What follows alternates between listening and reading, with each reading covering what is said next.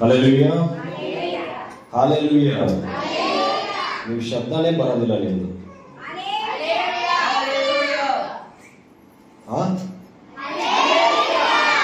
ದೇವರ ನಾಮಕ್ಕೆ ಸ್ತೋತ್ರವಾಗಲಿ. ಈ ವಾರವು ದೇವರು ನಮ್ಮನ್ನು ನೆನೆಸಿಕೊಂಡಿದ್ದಾನೆ. ಈ ತಿಂಗಳು ನಮ್ಮನ್ನು ನೆನೆಸಿಕೊಂಡಿದ್ದಾನೆ. ಈ ವಾರದ ಕಡೆಯ ದಿನ ನಾವು ಬಂದಿದ್ದೇವೆ, ತಿಂಗಳ ಕಡೆಯ ದಿನ ನಾವು ಬಂದಿದ್ದೇವೆ. ಇನ್ನು 3 ದಿನ ಇದೆ ಹೊಸ ವರ್ಷಕ್ಕೆ. ಹೊಸ ವರ್ಷ ಅಂದ್ರೆ ಏನಿರುತ್ತೆ, ಒಂಥರ ಉತ್ಸಾಹ. ಒಂದ್ಸಲ ಹೊಸ ವರ್ಷ ಬರುವಾಗಲೇ ಅದನ್ನ ಮಾಡೋದಕ್ಕೆ ತುಂಬಾ ಆಯತವಾಗಿರ್ತೀರಿ. ಹೊಸ ವರ್ಷ 2025 ವರ್ಷ ಇದೇ ಆಗ್ತಾ ಇರುತ್ತೆ. ಕರೆಕ್ಟ್ ತಾನೆ? ವರ್ಷ ಏನ್ ಮಾಡ್ತೀವಿ? ಹೊಸ ವರ್ಷದ ತುಂಬಾ ಉತ್ಸಾಹ, ಹೊಸ ಬಟ್ಟೆ, ಮನೆಯಲ್ಲಿ ಒಳ್ಳೆ ಊಟ ಎಲ್ಲ ಮಾಡಿರ್ತೀರಿ. ಆ 1ನೇ ತಾರೀಕು ಮುಗಿದ ತಕ್ಷಣ 2ನೇ ತಾರೀಕು ಏನಾಗುತ್ತೆ? ಹಳೇ ದಾರಿನೇ. ಏನು? ಹಳೇ ದಾರಿನೇ. ಅದೇ ಮಂಗಳವಾರ, ಬುಧವಾರ, ಗುರುವಾರ, ಶುಕ್ರವಾರ ಚರ್ಚಿಗೆ ಹೋಗು, ಪ್ರೇಯರ್ ಮಾಡು, ಬೆಳಗ್ಗೆ ಎದ್ದು ಟಿಫನ್ ಮಾಡು, ಮಧ್ಯಾಹ್ನ ಊಟ ಮಾಡು. ರೊಟೀನ್ ಆಗಿರುತ್ತೆ. ಏನು ಚೇಂಜಸ್ ಇರುತ್ತಾ? ಹೊಸ ವರ್ಷದಲ್ಲಿ ಚೇಂಜಸ್ ಇರುತ್ತಾ ಇಲ್ವಾ? ಆದರೆ ನಮ್ಮ ಆತ್ಮಿಕ ಜೀವಿತದಲ್ಲಿ ಹೊಸ ವರ್ಷದಲ್ಲಿ ದೊಡ್ಡ ಬದಲಾವಣೆ ಇರಬೇಕು. ಈ ವರ್ಷದಲ್ಲಿ ನಾವು ಏನೇನು ಮಾಡಿಲ್ವೋ ಆದ್ರೆ ಹೊಸ ವರ್ಷದಲ್ಲಿ ನಾವು ಖಂಡಿತವಾಗ್ಲೂ ಮಾಡಲು ಒಂದು ಒಡಂಬಡಿಕೆಯನ್ನು ದೇವರೊಂದಿಗೆ ಮಾಡಿಕೊಳ್ಳಬೇಕು. ಆಮೇಲೆ ನಾನು ಈ ತರ ಮಾಡೇ ಮಾಡ್ತೀನಿ, ಈ ತರ ಜೀವಿಸ್ತೀನಿ, ದೇವರೇ ನಿಮ್ಮ ನಾಮವನ್ನು ಮಹಿಮೆ ಪಡಿಸ್ತೀನಿ ಅಂತ. ಹಲ್ಲೆಲೂಯಾ. ನಾವು ದೇವರಿಗಾಗಿ ಓಡುವಾಗ, ದೇವರಿಗಾಗಿ ನಾವು ಜೀವಿಸುವಾಗ, ದೇವರ ಮಾತಿಗೆ ವಿಧೇಯರಾಗಿ ನಡೆಯುವಾಗ ಆತನು ನಮ್ಮ ಇಷ್ಟಾರ್ಥವನ್ನು, ನಮ್ಮ ಎಲ್ಲಾ ಕಾರ್ಯಗಳು ಸಂಧಿಸುವವರಾಗಿದ್ದಾರೆ. ಹಲ್ಲೆಲೂಯಾ. ದೇವರ ವಾಕ್ಯವನ್ನು ನೋಡೋಣ. ಇವತ್ತು ವಾಕ್ಯ ಸ್ವಲ್ಪ ಡಿಫರೆಂಟ್ ಆಗಿರುತ್ತೆ.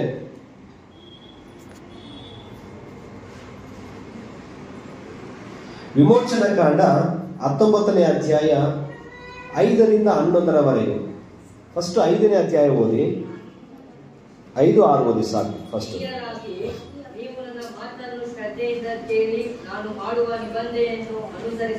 ಹೀಗಿರಲಾಗಿ ನೀವು ನನ್ನ ಮಾತನ್ನು ಶ್ರದ್ಧೆಯಿಂದ ಕೇಳಿ ನಾನು ಮಾಡುವ ನಿಬಂಧನೆಯನ್ನು ಅನುಸರಿಸಿ ನಡೆದರೆ ನೀವು ಎಲ್ಲಾ ಜನಾಂಗಗಳಲ್ಲಿ ನನಗೆ ಸ್ವಕೀಯ ಜನರಾಗಿರುವಿರಿ. ಸಮಸ್ತ ಭೂಮಿಯು ನನ್ನದಷ್ಟೇ. ನೀವು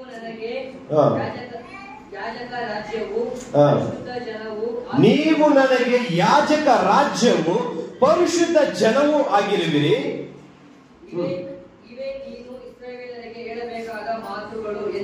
ಇವೇ ನೀನು ಇಸ್ರಾಯೇಲರಿಗೆ ಹೇಳಬೇಕಾದ ಮಾತು ಎಂದನು ಎಂಬುದಾಗಿ ವಾಕ್ಯ ಬರೆಯಲ್ಪಟ್ಟಿದೆ.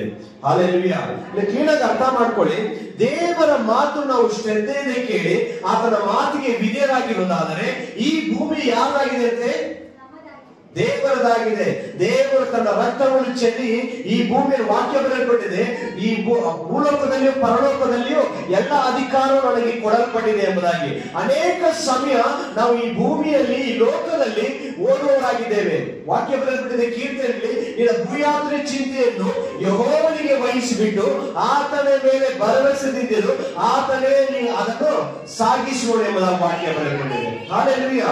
ಈ ಭೂಲೋಕದಲ್ಲಿ ಭೂಯಾತ್ರೆ ತುಂಬಾ ಚಿಂತೆ ಇದೆ, ತುಂಬಾ ಕಷ್ಟ ಇದೆ, ಹೋರಾಟ ಇದೆ. ಕೆಲವರು ಚೆನ್ನಾಗಿದ್ದಾರೆ, ಕೆಲವರು ಬಡವರಾಗಿದ್ದಾರೆ, ಕೆಲವರು ಗಂಡ ಹೆಂಡತಿ ಮಧ್ಯದಲ್ಲಿ, ಕುಟುಂಬದ ಮಧ್ಯದಲ್ಲಿ ನೆಮ್ಮದಿ ಇಲ್ಲದ ಜೀವನ ಇದೆ. ಆದರೆ ಎಲ್ಲವನ್ನು ದೇವರಿಗೆ ಒಪ್ಪಿಸಿಕೊಂಡು ಆತನ ಮಾತನ್ನು, ಆತನ ವಾಕ್ಯವನ್ನು, ಆತನ ಆಜ್ಞೆಯನ್ನು ವಿಧೇಯದಿಂದ ಕೇಳಿ ಆತನ ಮಾರ್ಗದಲ್ಲಿ ನಡೆಯೋದಾದರೆ ದೇವರು ನಮ್ಮನ್ನು ಆಶ್ರಯಿಸುವರಾಗಿದ್ದಾರೆ. ಯಾಕಂದ್ರೆ ನಾವು ದೇವರ ಸ್ವಕೀಯ ಜನರಾಗಿದ್ದೇವೆ, ರಾಜ್ಯವಾಗಿದ್ದೇವೆ, ಆತನು ಆದುಕೊಂಡವರಾಗಿದ್ದೇವೆ. ಹಲ್ಲೆಲೂಯಾ. ಲೋಕದಲ್ಲಿ ಎಷ್ಟೋ ಜನ ಇದ್ದಾರೆ, ಅನೇಕ ಕ್ರೈಸ್ತರಿದ್ದಾರೆ, ಅನೇಕರು ಹೊರಗಡೆ ಓಡಾಡ್ತಾ ಇದ್ದಾರೆ, ಅನೇಕರು ಮನಸ್ಸು ಬಂದ ರೀತಿಯಲ್ಲಿ ಜೀವಿಸ್ತಾ ಇದ್ದಾರೆ. ಆದರೆ ದೇವರು ನಮ್ಮನ್ನು ಕರೆದು ಚಿಕ್ಕ ಹೀಟಾಗಿದ್ದರು ಇಲ್ಲಿ ಕರೆದಿ ಕೂರಿಸಿದ್ದಾರೆ ಅಂದ್ರೆ ದೇವರು ನಿಮ್ಮ ಮೇಲೆ ಪ್ರೀತಿಯುಳ್ಳವರಾಗಿದ್ದಾರೆ, ದೇವರು ನಿಮ್ಮನ್ನು ಅರಿತವರಾಗಿದ್ದಾರೆ. ಹಲ್ಲೆಲೂಯಾ. ಹಾಗೆ 7ನೇ ವಾಕ್ಯನ ಓದಿ. ಆಗ ಮೋಶೆ ಬಂದು ಜನರ ಹಿರಿಯರನ್ನು ಕೂಡಿಸಿ ಯೆಹೋವನು ಆಜ್ಞಾಪಿಸಿದ ಈ ಮಾತುಗಳನ್ನೆಲ್ಲ ಅವರಿಗೆ ತಿಳಿಸಿದನು. ಜನರೆಲ್ಲರೂ ಯೆಹೋವನು ಹೇಳಿದಂತೆಯೇ ಮಾಡಬೇಕು ಎಂದು ಒಟ್ಟಾಗಿ. ಏನು? ಯೆಹೋವನು, ದೇವರ ಸರ್ವಶಕ್ತನಾದ ದೇವರು ಏನ್ ಹೇಳ್ತಾರೋ ಅದರಂತೆ ನಾವು ಮಾಡಬೇಕು ಎಂಬುದಾಗಿ ಜನರನ್ನು ಏನ್ ಮಾಡಿದ್ರೆ ಏಕ ಮನಸ್ಸಾಗಿ ಒಪ್ಪಿಸಿಕೊಟ್ಟರು. ಪ್ರತ್ಯುತ್ತರ ಕೊಡಲಾಗಿ ಯೆಹೋವನ ಬಳಿಗೆ ಹೋಗಿ ಅವರ ಮಾತುಗಳನ್ನು ಆತನಿಗೆ ಅರಿಕೆ ಮಾಡಿದನು.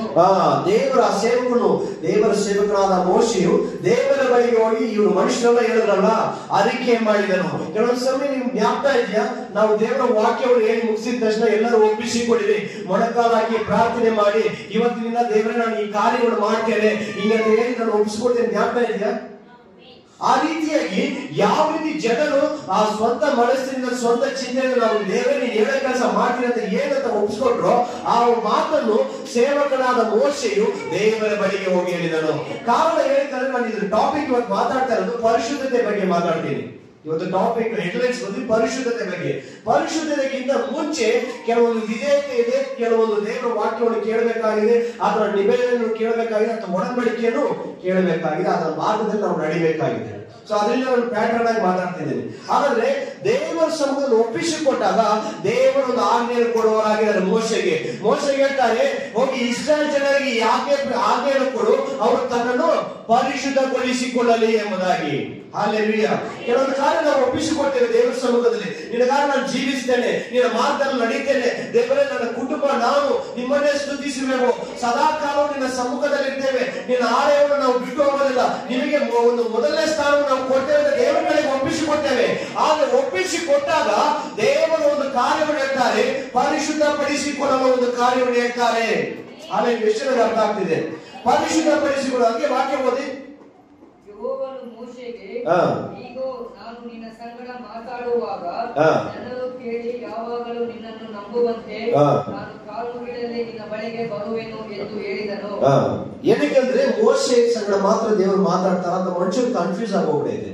ಕೆಲವೊಂದು ಸಮಯ ಸೇವಕರು ಪ್ರಾರ್ಥನೆ ಮಾಡುವಾಗ ಸೇವಕರು ದೇವರು ನನಗೆ ಈ ತರ ಪ್ರಕಟಿಸಿದ್ರು, ಈ ತರ ಹೇಳಿದ್ರು ಅಂತ ಮನುಷ್ಯರು ಹೇಳ್ತಾರೆ ಅವ್ರ ಜೊತೆ ಮಾತ್ರ ಮಾತಾಡೋಣ. ಇದ್ದೇ ಕೆಲವೊಂದು ಮನಸ್ಸು ಆತರ ಆಲೋಚನೆಗಳಿದೆ. ಇಲ್ಲಿ ಮೋಶೆಯ ಕುರಿತು ಅದೇ ರೀತಿಯಾಗಿ ಆಗಿದ್ದು. ಇಸ್ರೇಲ್ ಜನರಿಗೆ ದೇವರು ಅವ್ರ ಜೊತೆ ಮಾತ್ರ ಮಾತಾಡ್ತಾರ, ನಮ್ ಜೊತೆ ಮಾತಾಡಲ್ವಾ ಅಂತ ಒಂದು ಭಿನ್ನಾಭಿಪ್ರಾಯ ಹುಟ್ಟಿತ್ತು. ಮೋಶೆಗೆ ವಿರೋಧವಾಗಿ ಒಂದು ಕೂಟವು ಎಬ್ಬಿತು.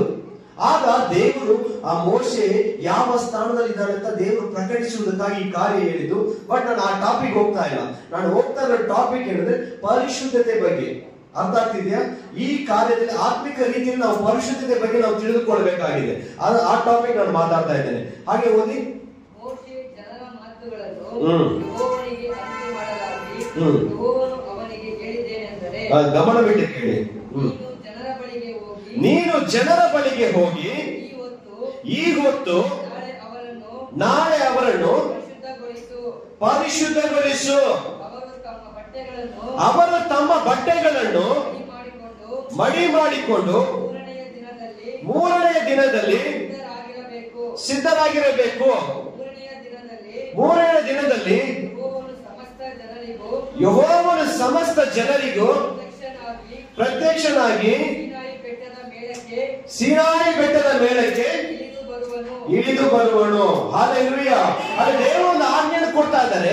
ನನ್ನ ಮಾತನ್ನು ಅವ್ರು ಕೇಳಬೇಕಾದ್ರೆ, ನನ್ನ ವಾಕ್ಯವನ್ನು ಕೇಳಬೇಕಾದ್ರೆ ಅವ್ರು ಮೊದಲಾಗಿ ಏನ್ ಮಾಡ್ಬೇಕಂದ್ರೆ ತಮ್ಮನ್ನು ತಾವೇ ಮಡಿ ಮಾಡಿಕೊಳ್ಳಲು ಅವರಿಗೆ ಆಜ್ಞಾಪಿಸು. ಅವರ ಬಟ್ಟೆಗಳನ್ನು ಶುದ್ಧಿಗೊಳಿಸಿಕೊಳ್ಳಲಿ. ಬಟ್ಟೆ ಅಂದ್ರೆ ಯಾವ್ದು ಹೇಳಿ? ಬಟ್ಟೆ ಅಂದ್ರೆ ಎರಡು ರೀತಿಯಲ್ಲಿ ಆತ್ಮಿಕ ರೀತಿಯಲ್ಲಿ ಮಾತಾಡುದು. ಬಟ್ಟೆ ಎಂಬುದಾಗಿ ನೋಡಿದ್ರೆ ಈ ಶರೀರ, ವಾಕ್ಯ ಬರೆಯಲ್ಪಟ್ಟಿದೆ, ಈ ಶರೀರವೆಂಬ ಗುಡಾರವು ಬಟ್ಟೆಯು ಕಳಚಲ್ಪಡುತ್ತದೆ, ನಮಗಾಗಿ ಪರಲೋಕದಲ್ಲಿ ಒಂದು ಗುಡಾರ ಉಂಟು ಅಂತ ವಾಕ್ಯ ಬರೆಯಲ್ಪಟ್ಟಿದೆ. ಈ ಶರೀರವನ್ನು ಕುರಿತು ಮಾತಾಡ್ತಾ ಇರೋದು. ಬಟ್ಟೆಯೂ ಇದೆ, ಆದ್ರೆ ಶರೀರವು ಅದಕ್ಕೆ ಅನುಗುಣವಾಗಿ ಹೇಳಬಹುದು. ಆದರೆ ತಮ್ಮನ್ನು ಪರಿಶುದ್ಧಪಡಿಸಿಕೊಳ್ಳಲಿ ದೇವರು ಮಾತಾಡುವಾಗ 3 ದಿನಗಳ ಕಾಲ ಪರಿಶುದ್ಧಪಡಿಸಿಕೊಂಡು ಸೀನಾಯಿ ಬೆಟ್ಟದ ಹತ್ರ ಬಲ್ಲಿ ಅಂತ ಹೇಳಿದ್ರು ದೇವರು. ಹಾಗೆ ಇವಾಗ ಒಂದು ಯೋಚನೆ ಮಾಡಿ ನೋಡಿ, ಸಭೆಗೆ ಹೋಗುವಾಗ ನಾವು ದೇವರ ಸಮ್ಮುಖದಲ್ಲಿ ಒಂದು ವಾರ ದೇವರ ಕಡೆಗೆ ಒಪ್ಪಿಸಿಕೊಂಡಿರ್ತೇವೆ. ದೇವರ ಪರಿಶುದ್ಧನಾಗಿ ನಾನು ಜೀವಿಸ್ತೇನೆ, ನಿನ್ನ ಮಾರ್ಗದಲ್ಲಿ ನಡೀತೇನೆ ಅಂತ ದೇವರ ಕಡೆಗೆ ಒಪ್ಪಿಸಿಕೊಡ್ತೇವೆ. ಆದರೆ ನಾವು ಆಲಯಕ್ಕೆ ಬರುವಾಗ, ಆತನ ವಾಕ್ಯವನ್ನು ಕೇಳುವಾಗ, ಆತನ ಮಾರ್ಗದಲ್ಲಿ ನಡೆಯುವಾಗ ಯಾವ ರೀತಿಯಾಗಿದ್ದೇವೆ ಅಂತ ಪರಿಶೋಧಿಸಿಕೊಳ್ಳಬೇಕು. ಸಭೆ ನಾಳೆ ಇದೆ ಅಂದ್ರೆ ಇನ್ನೇನು ಭಾನುವಾರ ಸಭೆ ಬರ್ತಾ ಇದೆ, 3 ದಿನ ಇದೆ, 4 ದಿನ ಇದೆ ಅಂತಲ್ಲ, ಒಂದು ವಾರಗಳ ಕಾಲ ಕ್ರಿಸ್ತನಿಗಾಗಿ ಪರಿಶುದ್ಧರಾಗಿರಬೇಕು. ಇರೋ ನನ್ನ ದೇವರ ಆಲಯಕ್ಕೆ ಹೋಗ್ತಾ ಇದ್ದೇನೆ, ಆತನ ಮಾತನ್ನು ಕೇಳಲು ಹೋಗ್ತಾ ಇದ್ದೇನೆ, ಆತನ ದರ್ಶಿಸಲು ಹೋಗ್ತಾ ಇದ್ದೇನೆ, ಆತನ ಅಭಿಷೇಕವನ್ನು ಹೊಂದಲು ಹೋಗ್ತಾ ಇದ್ದೇನೆ. ನಾನು ಪರಿಶುದ್ಧವಾಗಿರಬೇಕು, ನನ್ನ ಶರೀರ ಪರಿಶುದ್ಧವಾಗಿರಬೇಕು ಎಂಬುದಾಗಿ ಭಯವು ನಮ್ಮಲ್ಲಿರಬೇಕು. ಆ ವಾಕ್ಯ ನೀವು ಹಂಗೆ ಮನೆಗೆ ಹೋಗಿ ಓದೋದಾದ್ರೆ, ಪೂರ್ತಿಯಾಗಿ ಫುಲ್ ಆಗಿ ಓದೋದಾದ್ರೆ, ಅಲ್ಲಿ ಇಸ್ರಾಯೇಲ್ ಜನರು ಭಯಪಟ್ಟರು. ಮತ್ತೊಂದು ಆವತ್ತಿ ನಾನು ದೇವರ ವಾಕ್ಯಗಳು ಅದು ಹೆಂಗಿತ್ತಂದ್ರೆ ಭಯ ಹುಟ್ಟಿಸುವಂತೆ ಆ ಒಂದು ಗುಡುಗಿನಲ್ಲಿ ಆ ಬೆಂಕಿಯ ಒಂದು ಇದರಿಂದ ಮಾತಾಡಿದಂತೆ, ಒಂದು ಬೆಂಕಿಯಂತೆ ಕಾಣಿಸಿತು, ಒಂದು ಗುಡುಗು ತರ ಒಂದು ಭಯ ಹುಟ್ಟಿಸುವಂತ ಒಂದು ಸ್ವರವಾಗಿತ್ತು ಅಂತ ಹೇಳಿ. ಮತ್ತೊಂದು ಆವತ್ತಿ ನಾವು ಕೇಳೋದಿಲ್ಲ ಅಂತ. ಆದ್ರೆ ಮೋಶೆಯು ದೇವರ ಮಾತನ್ನು ಕೇಳಿ ದೇವರ ಸಮ್ಮುಖವೇ ಇದ್ದು ದೇವರ ಜೊತೆನೆ ನಡೆದವನ ಕಾರಣ ಏನು ಗೊತ್ತಾ? ಯಾವಾಗ ದೇವರಿಗೆ ನಾವು ಸಮೀಪರಾಗ್ತೀವೋ, ದೇವರಿಗೆ ಹತ್ರ ಹೋಗ್ತೇವೋ, ದೇವರ ಆಜ್ಞೆಗಳು ಮಾರ್ಪಡ್ತವೆ. ಆಜ್ಞೆಗಳು ಮಾರ್ಪಟ್ಟು ದೇವರ ಪ್ರೀತಿ ಪ್ರಕಟವಾಗುತ್ತದೆ. ಆಗ ದೇವರ ಪ್ರೀತಿ ಪ್ರಕಟವಾಗುವಾಗ ನಮ್ಮ ಒಳಗಡೆ ಇರುವ ಗುಣಗಳು ಮಾರ್ಪಡ್ತವೆ. ದೇವರಿಗೂ ನಮಗಿರುವ ಅನುಬಂಧಗಳು, ಆ ಒಂದು ಸ್ನೇಹವು ಮಾರ್ಪಡುವಂತದ್ದಾಗಿದೆ.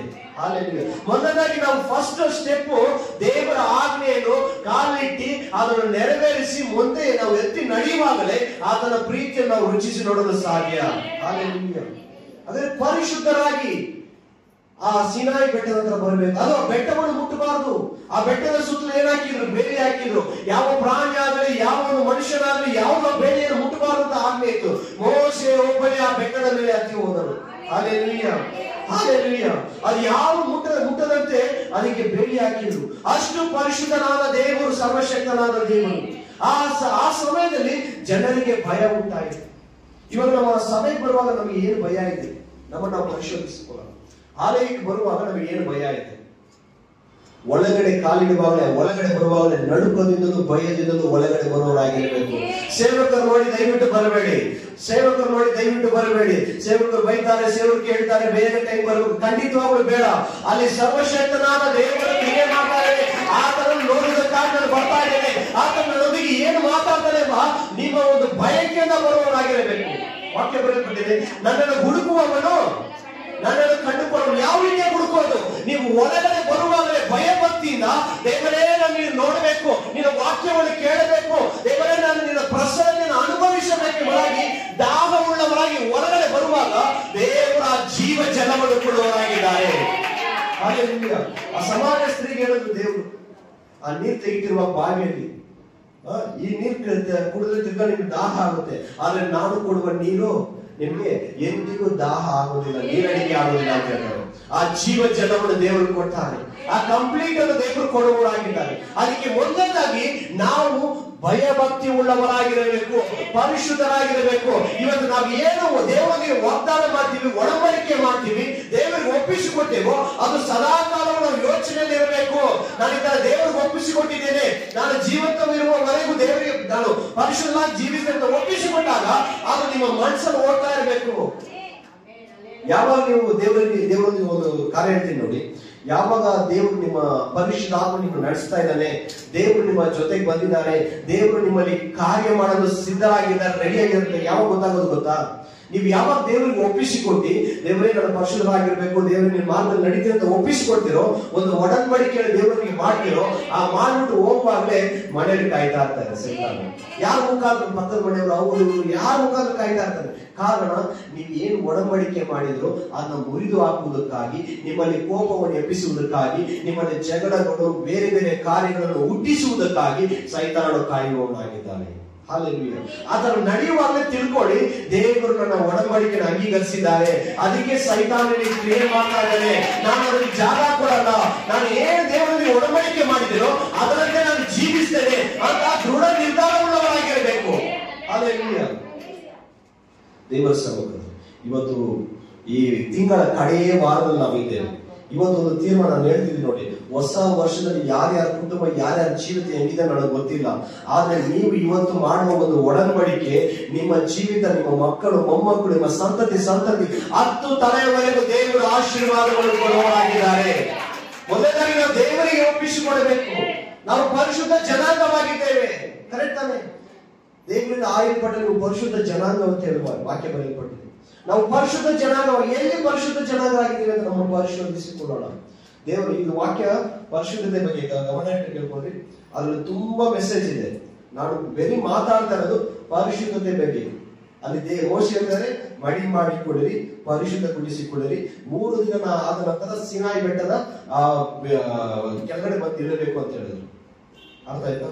ಇವಾಗ ನಾವು ದೇವರ ಆಲಯಕ್ಕೆ ಬರ್ತೀವಿ, ಎಷ್ಟು ಪರಿಶುದ್ಧರಾಗಿದ್ದೇವೆ, ಎಷ್ಟು ದೇವರಿಗೆ ಭಯ ಪಡುವವರಾಗಿದ್ದೇವೆ. ಸೇವಕರು ಹೇಳಿದ್ರು 10 ಗಂಟೆಯಿಂದ ಸ್ಟಾರ್ಟ್ ಆಗುತ್ತೆ ಬರೋ ವರ್ಷದಿಂದ. ಇವತ್ತೊಂದು ತೀರ್ಮಾನ ಮಾಡ್ಕೊಳ್ಳಿ, ಈ ಸುತ್ತಲಿರುವ ಜನರಿಗೆ ನೀವು ಹೊಣೆ ಹಾಕಿದ್ದೀರಾ, ನಿಮ್ಮ ಅಕ್ಕಪಕ್ಕ ಮನೆಯವರಿಗೆ ನೀವು ಹೊಣೆ ಹಾಕಿದ್ದೀರಾ.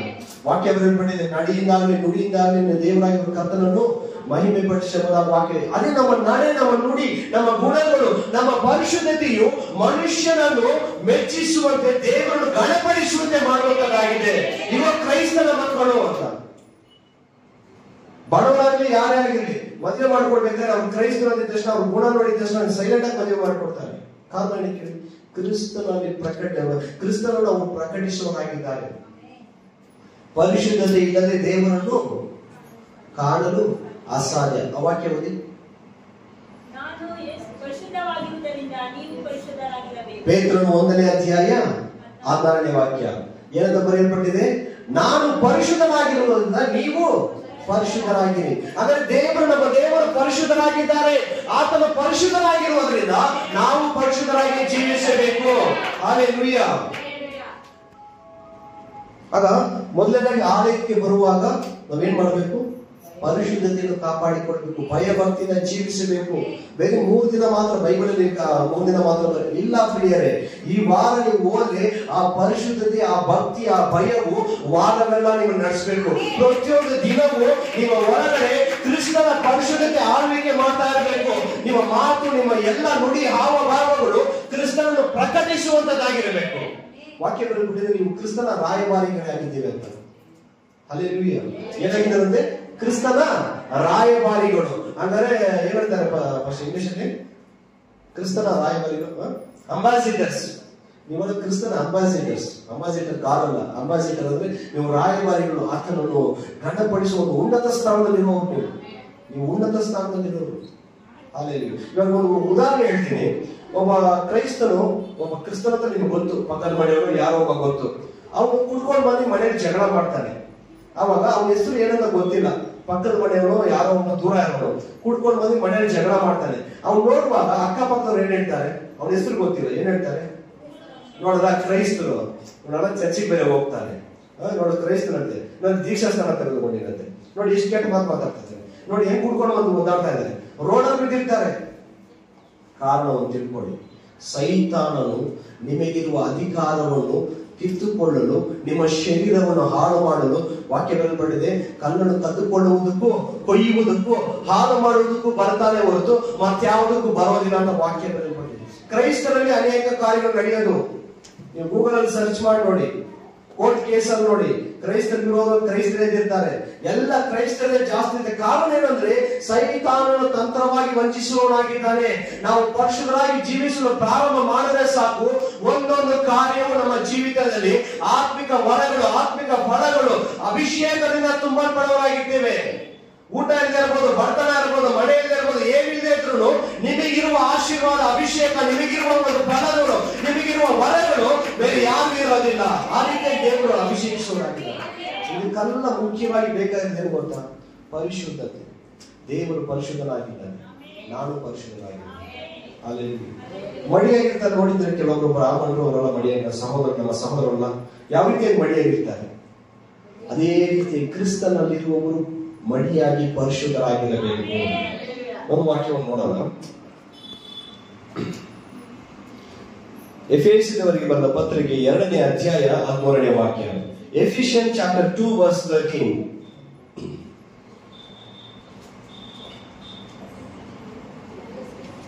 ಮೊದಲು ದೂರವಾಗಿದ್ದ ನೀವು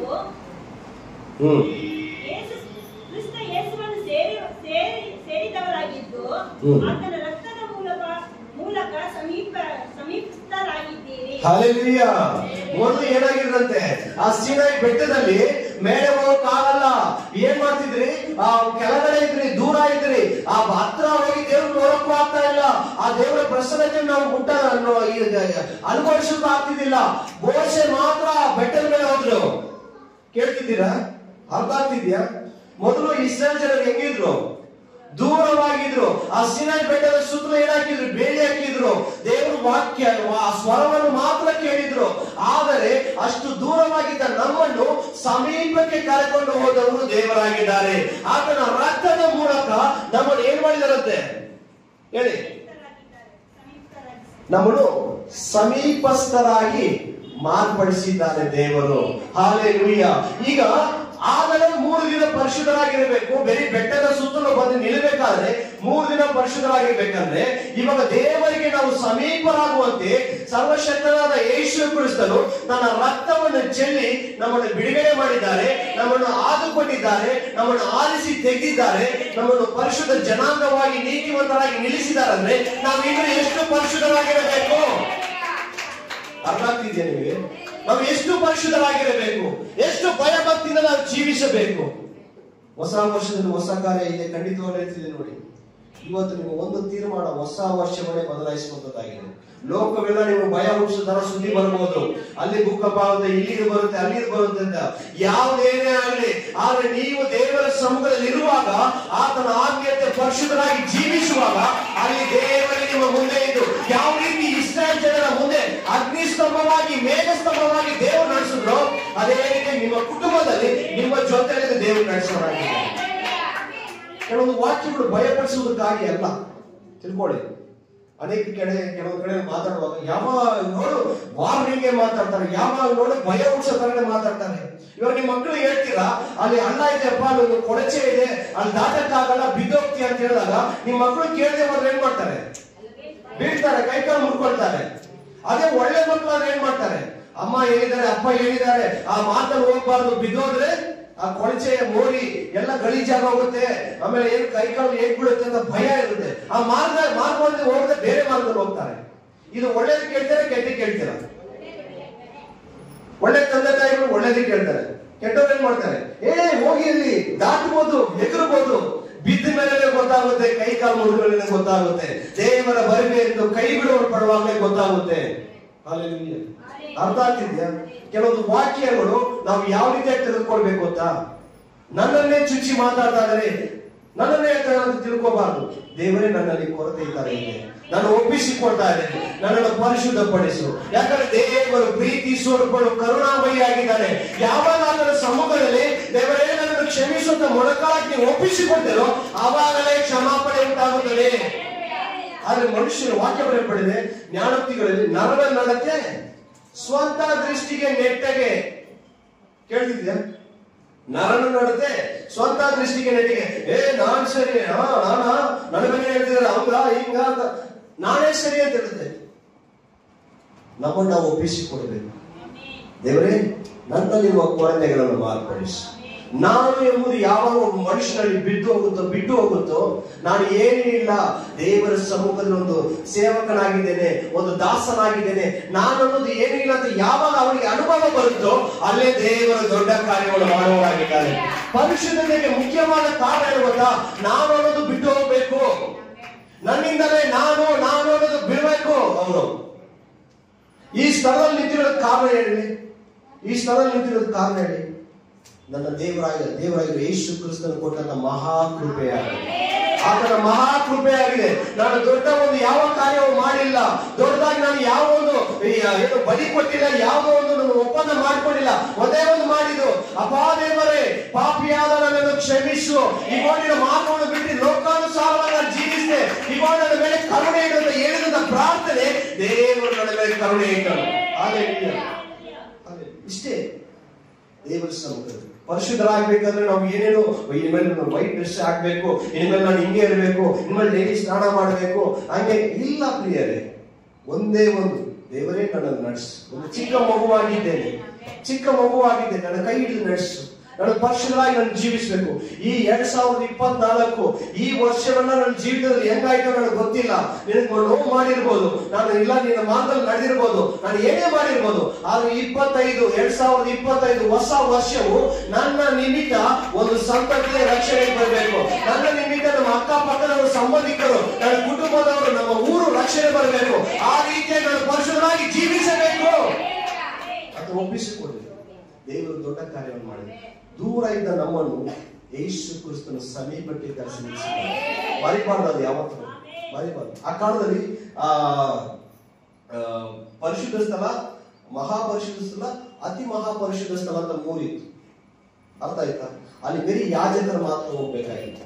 ಆದ್ರೆ ಈ ಸ್ಥಳದಲ್ಲಿ ಬೇರೆ ಯಾಜಕರು ಮಾತ್ರ ಬರ್ಬೇಕಾಯ್ತು. ಆದ್ರೆ ಈ ಸ್ಥಳದಲ್ಲಿ ಎಲ್ಲರೂ ಕೂಡಿ ಬರುವಂತೆ, ಎಲ್ಲರೂ ದೇವರನ್ನು ಆರಾಧನೆ ಮಾಡುವಂತೆ, ಎಲ್ಲರೂ ದೇವರನ್ನು ಗಣಪಡಿಸುವಂತೆ ಯೇಸು ಕ್ರಿಸ್ತನ ತನ್ನ ರಕ್ತದ ಮೂಲಕ ನಮ್ಮನ್ನು ಸಮೀಪ ಮಾಡಿದ್ದಾರೆ. ಹಲ್ಲೆಲೂಯಾ. ಆ ಸಮೀಪ ಮಾಡಿದರೆ ನಾವು ಯಾವ ರೀತಿಯಾಗಿರ್ಬೇಕು ಹೇಳಿ. ಇಷ್ಟಪಡುವಾಗ ಒಂದು ಉದಾಹರಣೆ ಹೇಳ್ತೀನಿ ನಾನು. ಮದುವೆಗೆ ಮುಂಚೆ ಯಾರಾದ್ರೂ ಒಬ್ರು ಇಷ್ಟಪಡ್ತಿದ್ರೆ, ನನಗೆ ಇದು ಇಷ್ಟ ಅಲ್ಲ, ನೀವು ಸಿಗರೇಟ್ ಕುಡಿತೇನೆ ಅಂದಷ್ಟು ಹಂಗೆ ಬಿಟ್ಬಿಡೋದು. ಮದುವೆ ಆದ್ಮೇಲೆ ಜಾಸ್ತಿ ಆಗುತ್ತೆ, ಅವಾಗ ಇದಕ್ಕಿಂತ ಡಬಲ್ ಆಗುತ್ತೆ. ಕೆಲವರು ನೋಡಿದ್ದೀನಿ, ಅವ್ರಿಗೆ ಇಷ್ಟ ಇಲ್ಲ, ಅವ್ರ ಮುಂದೆ ಇದು ಇಷ್ಟ ಇಲ್ಲ, ಅವ್ರು ಇದು ತಿಂದ್ರೆ ಇಷ್ಟ ಇಲ್ಲ, ಅದು ಅವ್ರಿಗೆ ಇದು ಇಷ್ಟ ಇಲ್ಲ, ಕರೆಕ್ಟಾಗಿ ಮಾರ್ಪಡಿಸ್ಬಿಡ್ತೀರ, ಮಾಡಿಸ್ಕೊಡ್ತೀರ ಹೇಳಿ. ನಮ್ಮ ಗುಣವನ್ನು ಮಾರ್ಪಡಿಸ್ತೀರ.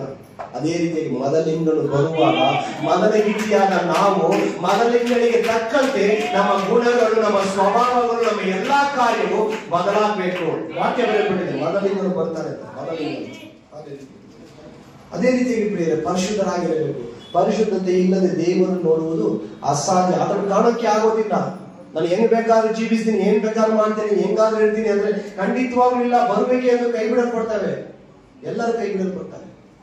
ಅದಕ್ಕೆ ವಾಕ್ಯ ಬರೆಯಲ್ಪಟ್ಟಿದೆ. ಇನ್ನೊಂದು ವಾಕ್ಯವನ್ನು ನೋಡೋಣ. ತೀತನಿಗೆ ಬರೆದ ಪತ್ರಿಕೆ 3ನೇ ಅಧ್ಯಾಯ 6-7. ತೀತನಿಗೆ ಬರೆದ ಪತ್ರಿಕೆ 3ನೇ ಅಧ್ಯಾಯ 6-7.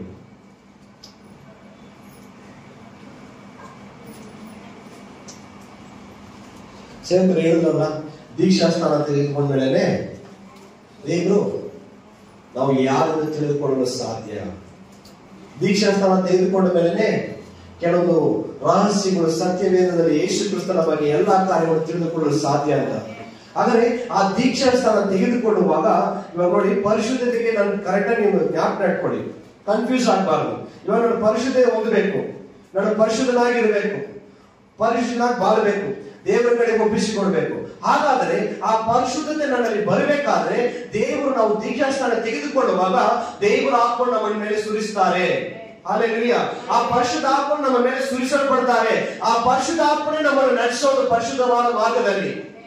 ಕರೆಕ್ಟಾ? ಪರಿಶುದ್ಧ ಆತ್ಮನು, ಸತ್ಯದ ಆತ್ಮನು ಬರುವಾಗ ಸಕಲ ವಿಧವಾದ ಸತ್ಯದ ಮಾರ್ಗದಲ್ಲಿ ನಿಮ್ಮನ್ನು ನಡೆಸುವನೆಂಬ ವಾಕ್ಯ ಬರೆಯಲ್ಪಟ್ಟಿದೆ. ವಾಕ್ಯ ತೆಗೆದುಕೊಂಡು ತೀತನಿಗೆ ಬರೆದ ಪತ್ರಿಕೆ 3ನೇ ಅಧ್ಯಾಯ 6-7. ನಾವು ನಮ್ಮ ರಕ್ಷಕನಾದ ಯೇಸು ಕ್ರಿಸ್ತನ ಕೃಪೆಯಿಂದ ನೀತಿವಂತರೆಂದು ನಿರ್ಣಯಿಸಲ್ಪಟ್ಟು ನಿತ್ಯ ಜೀವದ ನಿರೀಕ್ಷೆಯನ್ನು ಪಡೆದು ಅದಕ್ಕೆ ಬಾಧ್ಯರಾಗುವಂತೆ ಸರ್ವಶಕ್ತನಾದ ದೇವರು ಯೇಸು ಕ್ರಿಸ್ತನ ಮೂಲಕ ಪವಿತ್ರಾತ್ಮನನ್ನು ನಮ್ಮ ಮೇಲೆ ಸಮೃದ್ಧಿಯಾಗಿ ಸುರಿಸಿದನು. ಸಾಕು. ಹಲ್ಲೆಲೂಯಾ. ಹಾಗಾದ್ರೆ ನಾವು ಇದು ಪ್ಯಾಟರ್ನ್ ಆಗಿ ಮಾತಾಡ್ಕೊಂಡು ಬರ್ತೀನಿ, ದಯವಿಟ್ಟು ಕ್ಲೀನ್ ಆಗಿ ಕೇಳ್ಕೊಳ್ಳಿ. ಒಂದು ಪರಿಶುದ್ಧತೆ ನಮ್ಮಲ್ಲಿ ಬರಬೇಕಾದ್ರೆ ಕೆಲವೊಂದು ಸ್ಟೆಪ್ಸ್ ಇದೆ. ಇವಾಗ ನೀವು ಫಸ್ಟ್ ಫ್ಲೋರ್ ಹೋಗ್ಬೇಕು, ಏನ್ ಮಾಡ್ತೀರಾ? ಒಂದೇ ಸರಿ ಎದುರು ಹೋಗ್ಬಿಡ್ತೀರಾ? ಏನ್ ಮಾಡ್ತೀರಾ? ಒಂದೊಂದು ಸ್ಟೆಪ್ ಆಗಿ ಎತ್ಕೊಂಡು ಹೋಗ್ತೀರಾ. ಅದೇ ರೀತಿಯಾಗಿ ಪರಿಶುದ್ಧತೆಗೂ ಕೆಲವೊಂದು ಕಾರ್ಯಗಳಿವೆ. ಮೊದಲನೇದಾಗಿ ನಾವು ಏನ್ ಮಾಡಬೇಕು? ದೇವರನ್ನು ತಿಳಿದುಕೊಳ್ಳಬೇಕು. ಆತನ ಆಜ್ಞೆ, ಮೊದಲನೇ ದೇವರ ಆಜ್ಞೆಯನ್ನು ಪಾಲಿಸಬೇಕು. ಆತನ ಆಜ್ಞೆಗೆ ವಿಧೇಯರಾಗಿರಬೇಕು. ಆತನ ನಿಬಂಧನೆಯನ್ನು ಪಾಲಿಸಬೇಕು. ಎರಡನೇದಾಗಿ ದೀಕ್ಷಾಸ್ಥಾನ ತೆಗೆದುಕೊಳ್ಳಬೇಕು.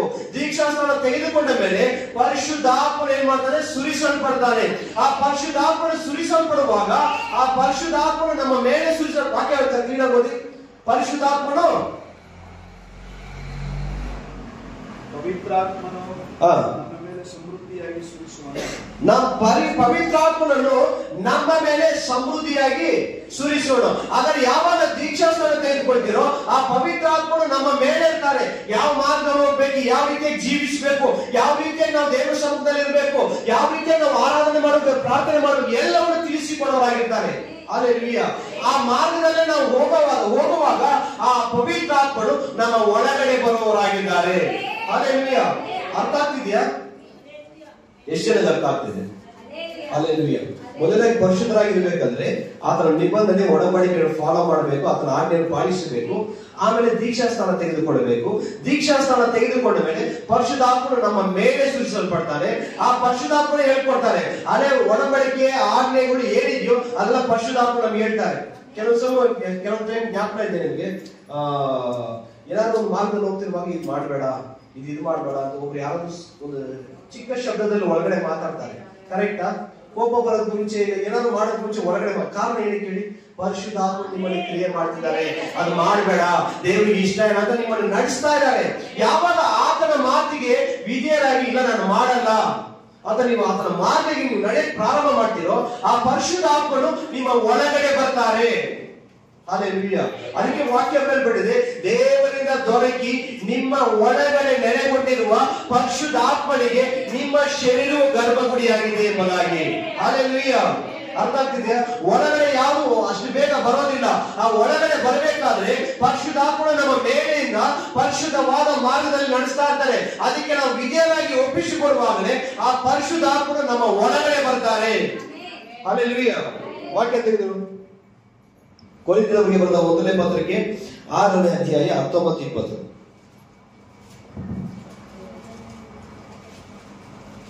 ದೇವರಿಂದ ದೊರಕಿ ನಿಮ್ಮೊಳಗೆ ನೆಲೆಗೊಂಡಿರುವ ಪವಿತ್ರಾತ್ಮನಿಗೆ ನಿಮ್ಮ ದೇಹವು ಗರ್ಭಗುಡಿಯಾಗಿದೆ. ದೇವರಿಂದ ದೊರಕಿ ನಿಮ್ಮ ಒಳಗಡೆ ನೆಲೆಗೊಂಡಿರುವ ಏನು? ನಿಮ್ಮ ಒಳಗಡೆ ಹೇಳಿ, ನನ್ನ ಒಳಗಡೆ ನೆಲೆಗೊಂಡಿರುವ ಪವಿತ್ರಾತ್ಮನಿಗೆ ನನ್ನ ಶರೀರವು ಗರ್ಭಗುಡಿಯಾಗಿದೆ. ಮೊದಲಾಗಿ ನನ್ನ ಮೇಲೆ ಇರುತ್ತೆ, ಅರ್ಥ ಮಾಡ್ಕೊಳ್ಳಿ ಕ್ಲೀನ್ ಆಗಿ, ಮೇಲೆ ಇರುತ್ತೆ. ಆದ್ರೆ ಅದು ನನ್ನ ಒಳಗಡೆ ಬರಬೇಕಾದ್ರೆ ನಾನು ಆ ಮಾತಿಗೆ ವಿಧೇಯರಾಗಿ ನಡೆಯಬೇಕು, ನಾನು ಪರಿಶುದ್ಧರಾಗಿ ಕಾದುಕೊಳ್ಳಬೇಕು. ಆ ಪರಿಶುದ್ಧಾತ್ಮನು ಬರುವಾಗ ಸೈತಾನನು ಕ್ರಿಯೆ ಮಾಡೋನಾಗಿರ್ತಾನೆ. ಏನ್ ಲೋಕದಲ್ಲಿ ಮಾಡಿರೋಣ ಮಾಡ್ತಿದ್ದಾರೆ, ಏನ್ ಒಂದು ಸುಳ್ಳು ತಾನೆ, ಕಳ್ತನ ಯಾರು ಮಾಡದೇ ಇದ್ದಾರೆ, ಏನ್ ಕೊಲೆನ ಮಾಡ್ಬಿಟ್ರಿ ಅಂತ ಒಳಗಡೆ ಮಾತಾಡೋಣ. ಸೈತಾನನ ಕಾರ್ಯನೇ ಅದು. ಹಲ್ಲೆಲೂಯಾ. ಆದ್ರೆ ಯಾವಾಗ ನಾನು ಆ ಪರಿಶುದ್ಧಾತ್ಮನಿಗೆ ಇವಾಗ ಒಂದು ಏನಾದ್ರು ಯಾರು ಬೈದ್ಬಿಟ್ರಿ, ಹೋಗ ಅವ್ರು ಸಾರಿ ಕೇಳು, ಅವ್ರದೇ ತಪ್ಪಿರುತ್ತೆ, ಹೋಗು ಸಾರಿ ಕೇಳು, ಕ್ಷಮಾಪಣೆ ಕೇಳು ಅಂತ ಹೇಳಿದಾಗ ಒಳಗಡೆ ಹೋಗಿ ಆ ಕ್ಷಮಾಪಣೆ ಕೇಳೋ ವಾಕ್ಯಕ್ಕೆ ನೀವು ವಿಧೇಯರಾಗಿ, ಆ ಮಾತಿಗೆ ವಿಧೇಯರಾಗಿ, ನನ್ ಕ್ಷಮಿಸ್ಬಿಡಿ, ಸಾರಿ, ನೀವು ವಯಸ್ಸಲ್ಲಿ ದೊಡ್ಡವರು ಚಿಕ್ಕವರು, ನಿಮ್ಮ ಹತ್ರ ನಾನು ಈ ತರ ಮಾತಾಡ್ಬಿಟ್ಟೆ ಅಂತ ಹೇಳಿ ಒಪ್ಪಿಸಿಕೊಟ್ಟಾಗಲೇ ಅಲ್ಲಿ ನಿಮಗೆ ಕ್ಷಮಾಪಣೆ ಆಗುತ್ತೆ. ನೀವು ಆ ಮಾತಿಗೆ ವಿಧೇಯರಾಗಿದ್ದೀರ ಅಂತ ಅರ್ಥ. ಅನೇಕರು ಏನ್ ಮಾಡ್ತೀರಿ ಗೊತ್ತಾ? ಕೇಳೋದೇ ಇಲ್ಲ ಅನೇಕ. ಯಾಕಂದ್ರೆ ಇವಾಗ ಒಂದು ಚಿಕ್ಕ ಉದಾಹರಣೆ ಹೇಳ್ತೀನಿ. ಇವಾಗ ದೇವರು ಏನ್ ಮಾಡಿದ್ರೆ, ಒಬ್ಬರದು ಒಂದು ಎಷ್ಟು ಗ್ರಾಮ, ನನಗೆ ಚಿನ್ನದ ಗ್ರಾಮ ಎಲ್ಲ ಗೊತ್ತಿಲ್ಲ ಅಷ್ಟು, ಎಷ್ಟು ಜಾಸ್ತಿ ಗ್ರಾಮ ಅನ್ನೋದು ಹಾಕೋದು 8 ಗ್ರಾಮ್ ಹಾಕ್ತಾರೆ. ಇವಾಗ 8 ಗ್ರಾಮ್ ಎಷ್ಟು ರೇಟ್ ಇದೆಯಮ್ಮ? 70,000. 8 ಗ್ರಾಮ್ ಒಂದು ವಾಲೆ, 8 ಗ್ರಾಮ್ ವಾಲೆ ಅಲ್ಲಿ ಕಳೆದೋಯ್ತು. ಎಲ್ಲ ಸುತ್ತಾಡ್ತಿದ್ರು, ಹುಡುಕ್ತಾ ಇದ್ದೀರಿ, ನೀವೆಲ್ಲ ಹೇಳ್ತಿದ್ರೆ ಸಿಗ್ತಾ ಇದ್ದೀರಿ. ಅಲ್ಲಿ ಒಬ್ಬರಿಗೆ ಕಷ್ಟ ಇದೆ, 50,000 ರೂಪಾಯಿ ನಾಳೆ ಬೆಳಗ್ಗೆ ಕೊಡ್ಬೇಕು ಅವರಿಗೆ, ಯಾರಿಗೆ? ಸಾಲದವ್ರಿಗೆ. ಇವಾಗ ಅವ್ರಿಗೆ 2 ಆಪ್ಷನ್ ಇದೆ. ಒಂದು, ಇದು ಎತ್ಕೊಂಡು ಹೋಗಿ ಮಾರ್ಬಿಟ್ಟು ಸಾಲದವ್ರು ಕೊಡ್ಬೋದು, ಇಲ್ಲ ತೆಗೆದು ಅವ್ರ ಕೈ ಕೊಟ್ಬಿಟ್ಟು ನೆಮ್ಮದಿಯಾಗಿ ಮನೆಗೆ ಹೋಗ್ಬೋದು, ಅವ್ನ ಕೈ ಮುಗಿಸ್ಕೋಬಹುದು, ಇಲ್ಲ ಅವ್ನೇನೋ ಸ್ಟೇಷನ್ ಕಳಿಸ್ತಾನೆ, ಏನೋ ಮಾಡ್ಬೋದು. 2ರಲ್ಲಿ ಯಾವ್ದು ಮಾಡ್ತಾರೆ ಆಪ್ಷನ್? ಮಾರಕ್ಕೆ ನೋಡ್ತಾರೆ. ಕಾರಣ ಹೇಳಿ ಗೊತ್ತಾ? ಸೈತಾನನು ನಿಮ್ಮ ಪರಿಸ್ಥಿತಿಯನ್ನು ಉಪಯೋಗಿಸಿಕೊಳ್ತಾನೆ. ಆದ್ರೆ ಆ ಸ್ಥಿತಿಯಲ್ಲಿಯೂ ದೇವರೇ ನೀನು ನನಗೆ ಒದಗಿಸುವವನು, ದೇವರೇ ನೀನು ನನಗೆ ಪೂರೈಸುವವನು. ನೀವು ಮಾತಾಡಿ ಪ್ರೇಯರ್ ಮಾಡಿ ನೋಡಿ, ಆ ಮಾನವನ ಬರ್ತಾನಲ್ಲ, ಅವ್ನು ಬರೋನು, ಏನಮ್ಮ ಹಿಂಗ್ ಮಾಡ್ತೀಯ, ಸರಿ ಇನ್ನೂ ಒಂದು 2 ದಿನ ಟೈಮ್ ಕೊಡ್ತೀನಿ, ಎಲ್ಲಾದ್ರೂ ಅರೇಂಜ್ ಮಾಡಮ್ಮ, ಹಿಂಗೆ ಹೇಳ್ಬಿಟ್ಟು ಹೋಗ್ಬಿಡ್ತಾನೆ. ಫೋನಲ್ಲಿ ಕಿಚ್ತಾ ಇರ್ತಾನೆ. ಆದ್ರೆ ಮನೆ ಹತ್ರ ಬಂದಾಗ ನಿಮ್ಮ ಪರಿಸ್ಥಿತಿಯನ್ನು ನೋಡಿ, ನಿಮ್ಮ ಮುಖ ನೋಡಿದ ತಕ್ಷಣ ಆ ದೇವರ ಹೃದಯವನ್ನು ಮಾರ್ಪಡಿಸುತ್ತಾರೆ. ಆ ಒಂದು ಕ್ಷಣ ನೀವೇನಾದ್ರು ಕೊಟ್ಟಿದ್ರೆ ಅದು ನಿಮ್ಮ ಒಂದು ಕಾರ್ಯವು ಆ ಪುಸ್ತಕದಲ್ಲಿ ಬರೆಯಲ್ಪಡುತ್ತೆ. ನೀವು ಅನ್ಕೊಂಡಿದ್ದೀರಾ? ಮನುಷ್ಯನ ಆಡುವ ಸುಮ್ಮನೆ ಆಡುವ ಪ್ರತಿಯೊಂದು ಮಾತಿಗೂ ನ್ಯಾಯ ವಿಚಾರಣೆಯಿಂದ ಲೆಕ್ಕ ಒಪ್ಪಿಸಬೇಕಾಗಿದೆ. ಅವನ ಶರೀರದ ಮೂಲಕ ನಡೆಸುವ ಪ್ರತಿಯೊಂದು ಕಾರ್ಯಕ್ಕೂ ದೇವರು ಪ್ರತಿಫಲವನ್ನು ಕೊಡುವನಾಗಿದೆ ಅಂತ. ಹಾಲೆಲೂಯಾ. ಬೇರೆಯವ್ರು ನೋಡಿ ಯಾರು ನೋಡ್ಬೇಡಿ. ಮನುಷ್ಯನ ಒಂದು ಗುಣ ಹೇಳಿ ಗೊತ್ತಾ? ಬೇರೆಯವ್ರು ನೋಡೋದ್ರಿಂದಾನೇ ಬೀಳೋದು. ಕರೆಕ್ಟಾ? ಒಪ್ಕೋಬೇಕು. ಬೇರೆಯವ್ರು ನೋಡೋದ್ರಿಂದಾನೇ ಮನುಷ್ಯ ಬೀಳೋದು. ಕರೆಕ್ಟ್ ತಾನೆ? ಯೌವನಸ್ಥರಿಂದಾನೇ ಸ್ಟಾರ್ಟ್ ಮಾಡ್ತೀನಿ. ಯೌವನಸ್ಥರು ಹೇಳ್ತಾನೆ, ನನ್ಗೊಬ್ಬ ಇದ್ದಾನೆ, ಅವನೇನು ಜಾಸ್ತಿ ರೋಲ್ ಮಾಡೋ, ವಿಕ್ರಮ್ ಅಂತ ಅವನಿದ್ದಾನೆ. ಅವ್ನು ಹೇಳ್ತಾನೆ ಗೊತ್ತಾ? ಅಣ್ಣ ಎಲ್ಲಾರ್ಗು ಗರ್ಲ್ ಫ್ರೆಂಡ್ಸ್ ಇದ್ದಾರಣ್ಣ, ನನಗೆ ಇಷ್ಟು ವಯಸ್ಸಾಯ್ತು, ನನಗೆ ಯಾರು ಪ್ರಪೋಸ್ ಮಾಡ್ತಾ ಇಲ್ಲ, ನನ್ಗೆ ಯಾರು ಇಷ್ಟಪಡ್ತಾರೆ, ಎಲ್ಲರೂ ನೋಡೋಣ, ಹೊಟ್ಟೆ ಮುಗಿಸ್ತಾರಣ್ಣ. ಏನಕ್ಕೆ ನೋಡ್ತೀಯ? ಹಾಗಾದ್ರೆ ಒಂದು ಕಾರ್ಯವು, ನಮ್ಮ ಕಣ್ಣು ದೇಹಕ್ಕೆ ದೀಪವಾಗಿದೆ. ಇನ್ನೊಂದು ತಿಳ್ಕೊಳ್ಳಿ, ಈ ದೇಹವನ್ನು ಕೆಡಿಸುವುದಕ್ಕೆ ಮುಖ್ಯ ಕಾರಣ ಈ ಕಣ್ಣು, ಕಿವಿ ಎಲ್ಲ ಇದೆ. ಅಲ್ಲಿ ಮುಖ್ಯವಾಗಿ ಕಣ್ಣಾಗಿದೆ. ಅವ್ನು ಏನ್ ಮಾಡ್ತಾನೆ, ಹಿಂಗ್ ಹೇಳ್ತಾನೆ ಇರ್ತಾನೆ, ಇದುವರೆಗೂ ಯಾವ ಗರ್ಲ್ ಫ್ರೆಂಡ್ ಇಲ್ಲ, ಲಾಸ್ಟ್ ಅವ್ರ ಅತ್ತೆ ಮಗಳೇ ಇವಾಗ ಸಿಕ್ಕಿರೋದು ಮದುವೆಗೆ. ಹಾಲೆಲೂಯಾ. ಹಾಗಾದ್ರೆ ಒಬ್ರು ನೋಡುವಾಗಲೇ ಒಬ್ಬ ಮನಸ್ಸಿನಲ್ಲಿ ಆಸೆ ಹುಟ್ಟುತ್ತೆ, ಒಬ್ರು ನೋಡುವಾಗಲೇ ಒಬ್ಬರು ಮನಸ್ಸಿನಲ್ಲಿ ಬಯಕೆ ಹುಟ್ಟುತ್ತೆ. ಒಬ್ರು ಹಾಕಿರೋ ಬಟ್ಟೆ ನೋಡಿದ ತಕ್ಷಣ ಆ ಬಟ್ಟೆನ ತಗೊಳ್ಬೇಕಂತ ಬರುತ್ತೆ. ಒಬ್ರು ಗಾಡಿ ಇಟ್ಟಿದ್ರೆ ಆ ಗಾಡಿ ಎಷ್ಟು ಚೆನ್ನಾಗಿದೆ, ಎಷ್ಟು ಸುಂದರವಾಗಿದೆ ಅನ್ಸಲ್ವಾ? ಆ ಗಾಡಿ ತಗೊಳ್ಬೇಕು ಅನ್ಸುತ್ತೆ. ಒಬ್ರು ಮನೆ ಕಟ್ಟಿದ ತಕ್ಷಣ ಇದಕ್ಕಿಂತ ದೊಡ್ಡದಾಗಿ ನಾನು ಕಟ್ಟಿಬೇಕು ಅಂತ ಅನ್ಸುತ್ತೆ. ಲೇಡೀಸ್ ತುಂಬಾ ಬಟ್ಟೆಯಲ್ಲಿ, ಸೀರೆಯಲ್ಲಿ, ಈ ಒಡವೆಗಳು ತುಂಬಾ ಆಸಕ್ತಿ ಜಾಸ್ತಿ. ಚರ್ಚಿಗೆ ಬರುವಾಗಲೇ ಕ್ಲೀನ್ ಆಗಿ ಬಂದಿರ್ತಾರೆ. ಬಂದಾಗ ಪಕ್ಕದವರು ಎಲ್ಲ ಆರಾಧನೆ ಮುಗಿಯವರು ಹಿಂಗೆ ನೋಡ್ತಾ ಇರ್ತಾರೆ. ಸ್ತೋತ್ರ ಸ್ತೋತ್ರ ಸ್ತೋತ್ರ ಹಾಲೆಲೂಯಾ ಸ್ತೋತ್ರ ಸ್ತೋತ್ರ ಅದು ಹಿಂಗೆ ನೋಡ್ತಾ ಇದ್ರೆ ಸೈಡಲ್ಲಿ ಹಿಂಗೆ ನೋಡ್ತಾ ಇರ್ತಾರೆ.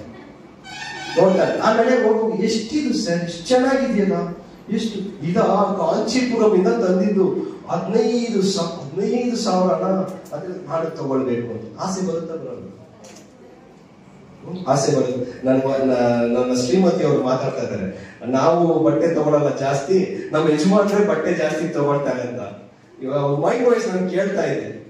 ಹಾಗೆ ಒಳ್ಳೆ ಬಟ್ಟೆ ಹಾಕ್ಬೇಕು, ದೇವ್ರ ಸಮ್ಮುಖದಲ್ಲಿ ದೇವ್ರ ಮಕ್ಕಳಾಗಿದ್ದೇವೆ, ಒಳ್ಳೆ ಬಟ್ಟೆ ಆಗ್ಬೇಕು, ಚೆನ್ನಾಗಿರ್ಬೇಕು.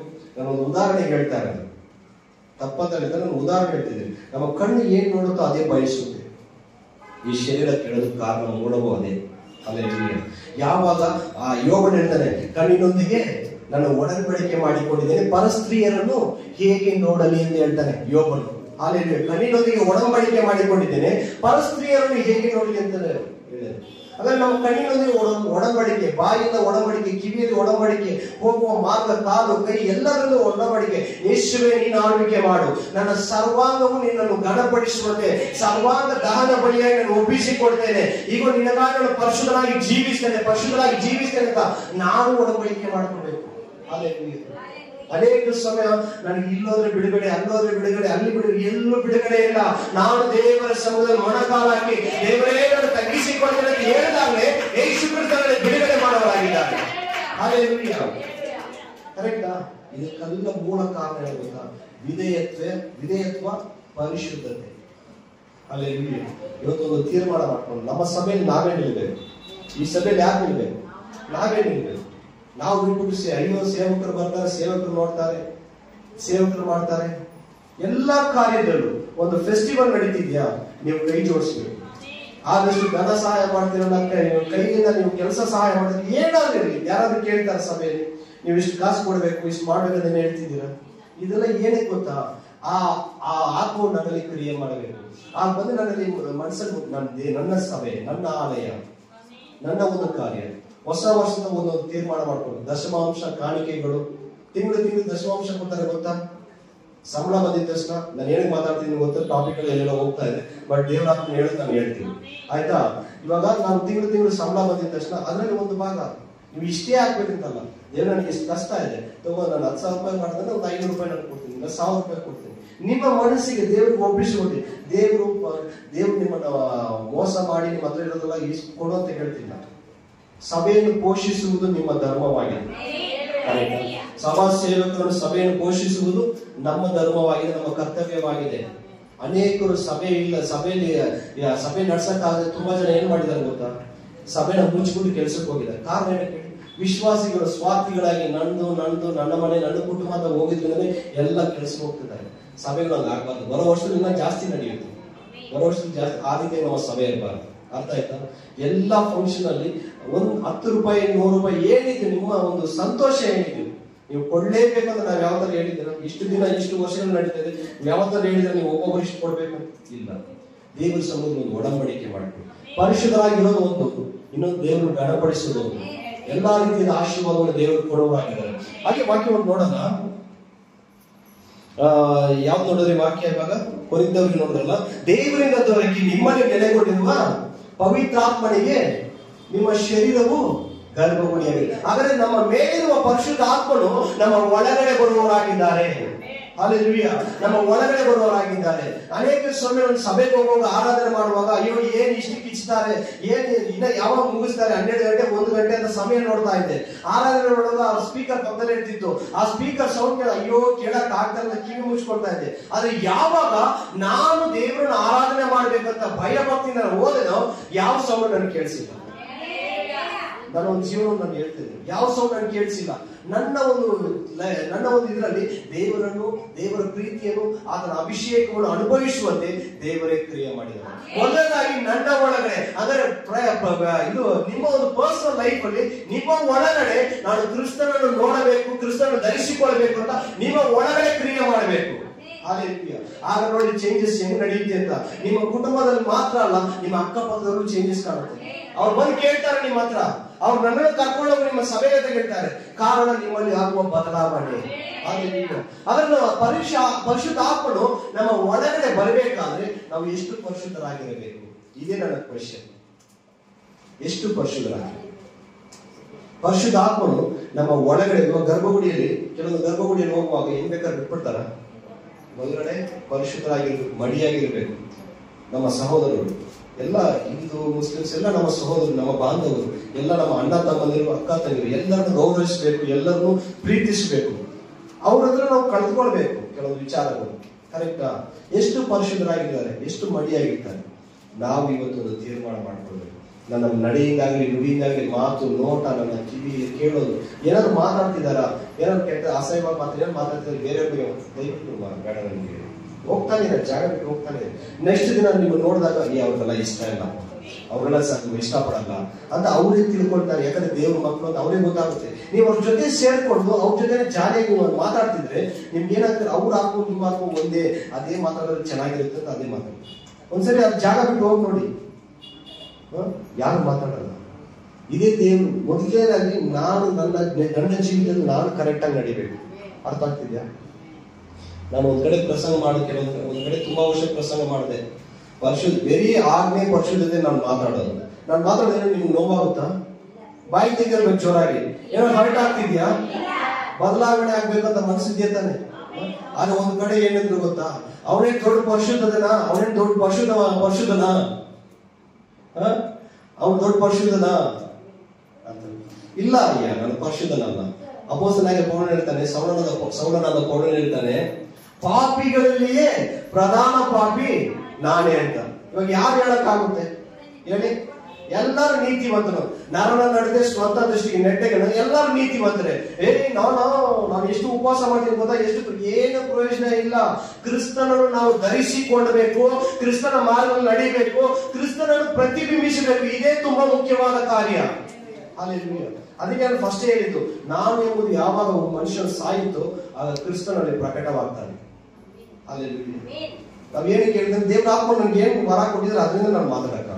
ಸೇವಕರ ತರ ಮಾತಾಡ್ತೇನೆ ಯಾವತ್ತಾದ್ರು? ಇಲ್ಲ. ಅವ್ರು ಬೇರೆ ಅಭಿಷೇಕ ಇದೆ, ನನಗ್ ಬೇರೆ ಅಭಿಷೇಕ ಇದೆ.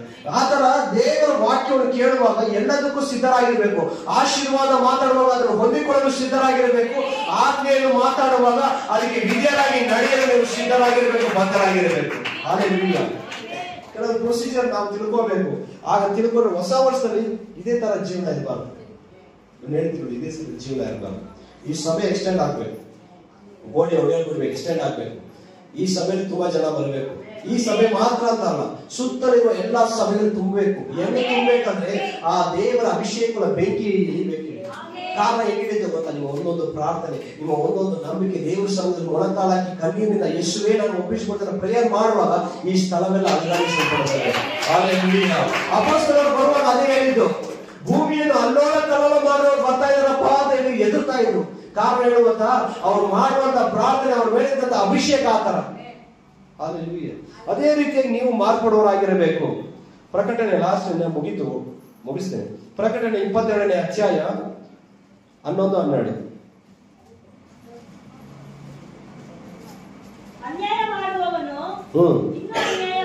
ಅನ್ಯಾಯ ಮಾಡುವವನು ಇನ್ನೂ ಅನ್ಯಾಯ ಮಾಡಲಿ, ಮೈಲಿಗೆ ಆದವನು ತನ್ನನ್ನು ಇನ್ನೂ ಮೈಲಿಗೆ ಮಾಡಿಕೊಳ್ಳಲಿ, ನೀತಿವಂತನು ಇನ್ನೂ ನೀತಿಯನ್ನು ಅನುಸರಿಸಲಿ, ಪವಿತ್ರನು ತನ್ನನ್ನು ಇನ್ನೂ ಪವಿತ್ರ ಮಾಡಿಕೊಳ್ಳಲಿ. ಇಗೋ ಬೇಗನೆ ಬರುತ್ತೇನೆ, ನಾನು ಪ್ರತಿಯೊಬ್ಬನಿಗೆ ಅವನವನ ನಡತೆಯ ಪ್ರಕಾರ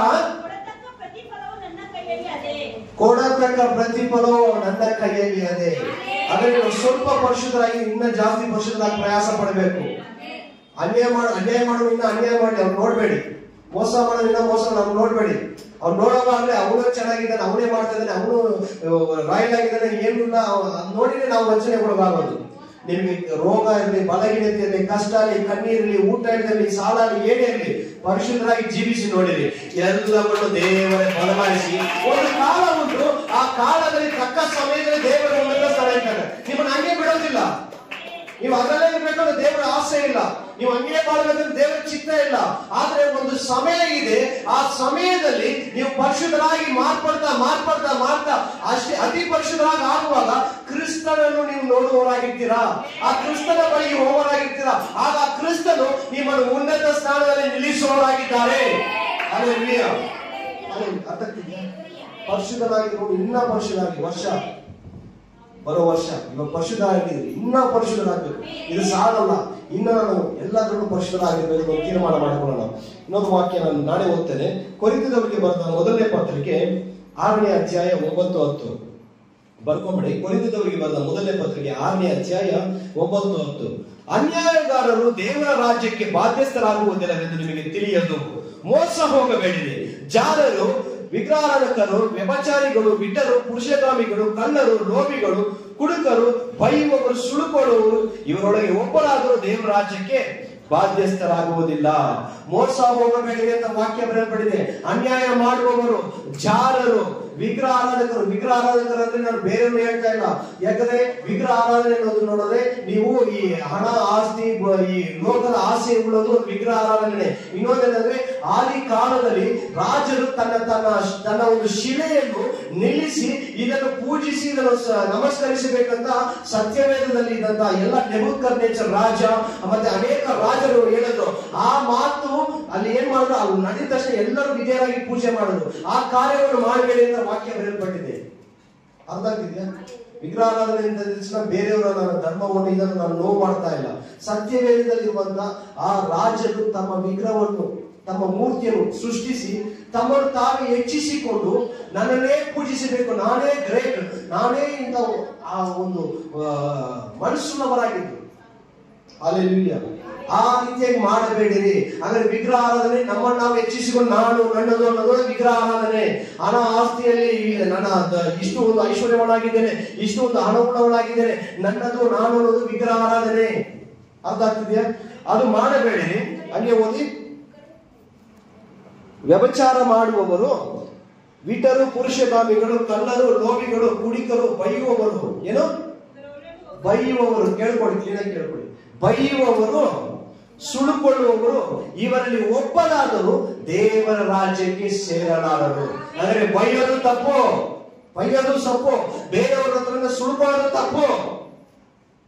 ಆಮೇಲೆ ವ್ಯಭಿಚಾರ, ಬೈಬಲ್ ಹೊಸ ಒಡಂಬಡಿಕೆಯಲ್ಲಿ ಏನು ಪಡೆದಿವೆ? ಯೇಸು ಕ್ರಿಸ್ತನು ಹೇಳ್ತಾನೆ, ಬರೀ ಒಂದು ಸ್ತ್ರೀಯನ್ನು ಮೋಹಿಸಿ ಅವಳನ್ನು ನೋಡುವಾಗಲೇ ತನ್ನ ಚಿಂತನೆಯಲ್ಲಿ ಅವಳೊಂದಿಗೆ ವ್ಯಭಿಚಾರ ಮಾಡಿದಂತೆ ಅಂತ. ಎಷ್ಟು ಜನ ನಮ್ಮ ಕಣ್ಣಲ್ಲಿ ಎಷ್ಟು ಪಾಪ ಮಾಡಿದ್ದೇವೆ. ಅದಕ್ಕೆ ನಾನು ಹೇಳ್ತಾರೆ, ಚಿಕ್ಕ ಚಿಕ್ಕ ವಿಷಯ ದೊಡ್ಡ ಕಾರ್ಯವಾಗಿದೆ, ಪರಿಶುದ್ಧರಾಗಿ ಜೀವಿಸಬೇಕು ಅಂತ. ಸುಳುಕೊಳ್ಳುವವರು ಇವರಲ್ಲಿ ಒಬ್ಬರಾದರೂ ದೇವರ ರಾಜ್ಯಕ್ಕೆ ಬಾಧ್ಯಸ್ಥರ. ನೀವು ಮನೆಗೆ ಹೋಗಿ ಕ್ಲೀನಾಗಿ ಓದಿ. ಅದು ನಾನು ಸಮಯ ಇಲ್ಲದ್ರಿಂದ ನಾನು ಬೇಗ ಮುಗಿಸ್ತೇನೆ. ಕೊರಿಂಥದವರಿಗೆ ಬರೆದ ಮೊದಲನೇ ಪತ್ರಿಕೆ 9ನೇ ಅಧ್ಯಾಯ 24ನೇ ವಾಕ್ಯ, ಕಡೆಯದಾಗಿ 2 ವಾಕ್ಯ ಮುಗಿಸ್ತೇನೆ. ಕೊರಿಂಥದವರಿಗೆ ಬರೆದ ಮೊದಲನೇ ಪತ್ರಿಕೆ 9ನೇ ಅಧ್ಯಾಯ 24ನೇ ವಾಕ್ಯ.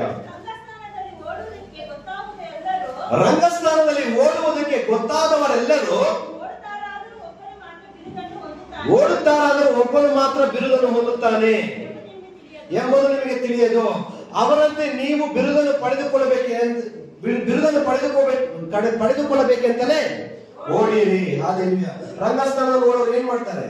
ಎಲ್ಲರೂ ಒಟ್ಟಿಗೆ ಜಾಲಿಯ ಕೈ ಹಿಡ್ಕೊಂಡು ನೋಡ್ತಾರ. ಇವಾಗ ರನ್ನಿಂಗ್ ರೇಸ್ ಬಿಡ್ತಾರೆ ನಿಮ್ ಸ್ಕೂಲಲ್ಲಿ, 100 ಮೀಟರ್, 200 ಮೀಟರ್, 50 ಮೀಟರ್ ಬಿಡ್ತಾರೆ. ಎಲ್ಲರೂ ಕೈ ಹಿಡ್ಕೊಂಡು ಜಾಲಿಯಾಗಿ ಕೊಡ್ತೀರಾ? ಏನ್ ಮಾಡ್ತೀರಾ? ನನಗೆ ಆ ಫಸ್ಟ್ ಪ್ರೈಸ್ ಬರಬೇಕು, ನಾನು ಅದು ತೆಗೆದುಕೊಳ್ಬೇಕು ಅಂತ ಓಡ್ತಾರ. ಓಡ್ತಿರುವಾಗ ನಿಮ್ಮ ಸ್ನೇಹಿತರು ಇರ್ತಾರೆ, ಪಕ್ಕದವರೇ ಇರ್ತಾರೆ, ಎಲ್ಲರೂ ಇರ್ತಾರೆ. ಅವ್ರಿಗಿಂತ ಮುಂದೆ ನೀವು ಓಡ್ತಿರೋ ಮಾಡಲ್ವಾ? ಕಾರಣ ಹೇಳಿ ಕೇಳಿ. ನನಗೆ ಫಸ್ಟ್ ಪ್ರೈಸ್ ಬರಬೇಕು, ಫಸ್ಟ್ ಪ್ರೈಸ್, ಸೆಕೆಂಡ್, ಥರ್ಡ್ ಇದ್ದೇ ಇರುತ್ತೆ. ಆದ್ರೆ ಮೈಂಡ್ ಅಲ್ಲಿ ಏನಿರುತ್ತೆ ಹೇಳು? ಫಸ್ಟ್ ಪ್ರೈಸ್ ನಾನೇ ತೆಗಿಬೇಕು ಅಂತ. ಅದೇ ರೀತಿ ರಂಗಸ್ಥಾನದಲ್ಲಿ ಓಡೋಕೆ ಸಿದ್ಧರಾಗಿರೋರು ಯಾರು ಕರೆಯಲ್ಪಟ್ಟಿದ್ರು. ಇವಾಗ ನಾವು ಓಡ್ತಾ ಇದೀವಿ, ರಂಗಸ್ಥಾನ ಅನ್ನೋದು ಭೂಮಿ, ಇಲ್ಲಿ ಓಡ್ತಾ ಇದೀವಿ. ಅಕ್ಕಪಕ್ಕದಲ್ಲಿ ಇರೋರ ಜೊತೆಗೆ ಓಡ್ತಾ ಇದಾರೆ. ಒಬ್ರು ಏನ್ ಮಾಡ್ತಾ ಇದಾರೆ, ಕಾರ್ ಇಟ್ಕೊಂಡು ಓಡ್ತಾ ಇದಾರೆ, ಒಬ್ರು BMW ಇಟ್ಕೊಂಡು ಓಡ್ತಾ ಇದಾರೆ, ಒಬ್ರು ಮನೆ ತೋರ್ಸ್ಕೊಂಡು ಓಡ್ತಾ ಇದಾರೆ. ಯಾರು ನೋಡ್ಬೇಡಿ, ಮುಂದೆ ಒಂದಿದೆ, ಅದೇನಂದ್ರೆ ದೇವರು ಕೊಡುವಂತ ಆಶೀರ್ವಾದವು, ದೇವರು ಕೊಡುವಂತ ಬಹುಮಾನವು. ಅದನ್ನು ದೃಷ್ಟಿ ಇಟ್ಟು ನೀವು ಪರಿಶುದ್ಧರಾಗಿ ಓಡುವಾಗ ದೇವರು ಕ್ರಿಯೆ ಮಾಡುವವರಾಗಿದ್ದಾರೆ. Hallelujah, hallelujah. ಒಂದು ದಿನ ಬರುತ್ತೆ, ಕೊರಿಂಥದವರಿಗೆ ಬರೆದ 2ನೇ ಪತ್ರಿಕೆ 5ನೇ ಅಧ್ಯಾಯ 9ನೇ ವಾಕ್ಯ. ಕೊರಿಂಥದವರಿಗೆ ಬರೆದ 2ನೇ ಪತ್ರಿಕೆ 5ನೇ ಅಧ್ಯಾಯ 9ನೇ ವಾಕ್ಯ. ಅದರಲ್ಲಿ ಈ ರೀತಿಯಾಗಿ ಬರೆಯಲ್ಪಟ್ಟಿದೆ, ಆದ್ದರಿಂದ ನಾವು ದೇಹವೆಂಬ ಮನೆಯಲ್ಲಿದ್ದರೂ ಸರಿಯೇ, ಅದನ್ನು ಬಿಟ್ಟಿದ್ದರೂ ಸರಿಯೇ, ಕರ್ತನಿಗೆ ಮೆಚ್ಚುವವರಾಗಿರಬೇಕೆಂಬುದೇ ನಮ್ಮ ಗುರಿಯಾಗಿದೆ. ಹಲ್ಲೆಲೂಯಾ. ನಾನು ಇಲ್ಲಿ ಬದುಕಿದ್ದರೂ, ಈ ಬದುಕಿನ ಆತ್ಮ ನನ್ನ ಶರೀರವನ್ನು ಬಿಟ್ಟು ಹೋದರೂ ನಾನು ದೇವರಿಗೆ ಮೆಚ್ಚುಗೆಯಾಗಿರಬೇಕೆಂಬುದೇ ನನ್ನ ಉದ್ದೇಶವಾಗಿದೆ ಅಂತ ಅಪೊಸ್ತಲರು ಬರೆದಿದ್ದಾರೆ. ಹಲ್ಲೆಲೂಯಾ.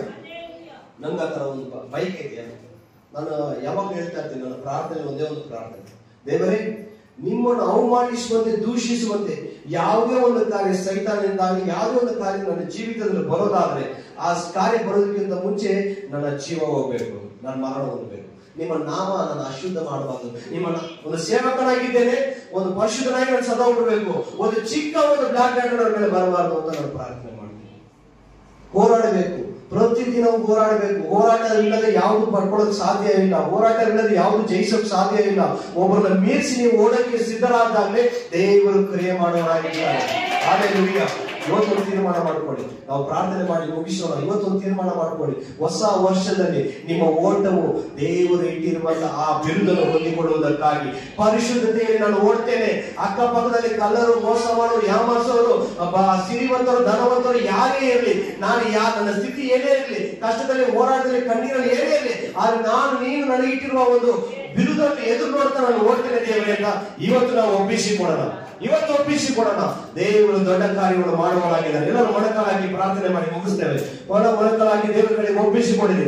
ಯಾರಾದರೂ ನಿಮ್ಮ ಜೀವಿತದಲ್ಲಿ, ನಿಮ್ಮ ಮನಸ್ಸಿನಲ್ಲಿ ಇವಾಗ ಯಾವ್ದಾದ್ರು ಪರಿಶುದ್ಧತೆಗೆ ತಡೆಯಾಗಿರೋದಾದ್ರೆ, ಪರಿಶುದ್ಧತೆಗೆ ವಿರೋಧವಾಗಿ ಯಾವ್ದಾದ್ರು ಇರೋದಾದ್ರೆ, ಅದು ಮಾತಾಗಲಿ, ನೋಟವಾಗಲಿ, ನಿಮ್ಮ ಬೈಗುಣವಾಗಲಿ, ನಿಮ್ಮ ಯಾವುದೇ ಒಂದು ಕಾರ್ಯವಾಗಲಿ, ನಿಮ್ಮ ಆತ್ಮವನ್ನು ಕರೆ ಮಾಡುವಂತೆ, ನಿಮ್ಮ ಮೇಲಿರುವ ಪರಿಶುದ್ಧಾತ್ಮನು ನಿಮ್ಮ ಒಳಗಡೆ ಬರದಂತೆ ಯಾವ್ದಾದ್ರು ತಡೆ ಮಾಡೋದಾದ್ರೆ ಇವತ್ತು ಒಪ್ಪಿಸಿಕೊಂಡಿರಿ. ಹಣ ಆಸ್ತಿಯನ್ನ ನಶಿಸಿ ಹೋಗುತ್ತೆ.